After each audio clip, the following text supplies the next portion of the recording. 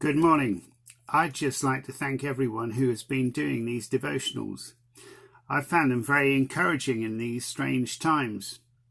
I've been following the Alpha Bible in 1 year and I'm about 6 weeks behind, but I came across this verse which seemed to be apt for these times we are living in.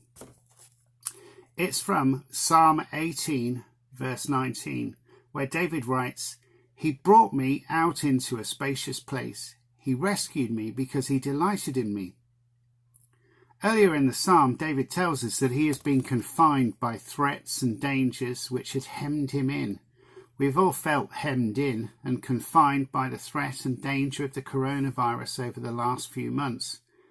In this verse, God brings David into a spacious place. God has brought David and wants to bring us into a generous, large, big, vast, immense, extensive and open space.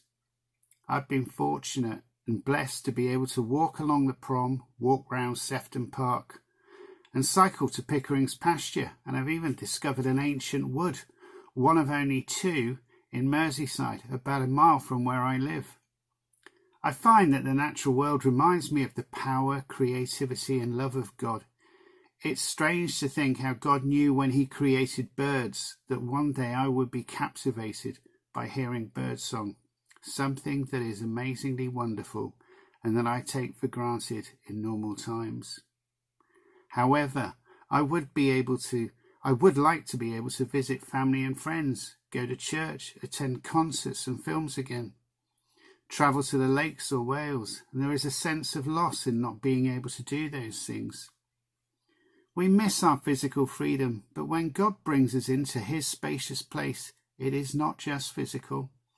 It is spiritual as well. It is the hope of freedom from the stress and anxiety that we may be suffering with due to the current uncertainties, and believing in that God will bring us through this and that we will draw closer to him through these challenges and that our faith in him will develop. In the second part of the verse, David writes why God rescues him: because he delighted in me. It's hard to believe sometimes, but God takes delight in you and me. We can sometimes be our own worst critics with our regrets and failures, but God doesn't see that. If we think about some of the phrases that we use when we experience feelings of delight and great pleasure, on cloud nine, jumping for joy, on top of the world, and that one loved by football managers, over the moon. That is how God feels about us. So just remember, God wants to bring us into freedom and he delights in you. Thank you.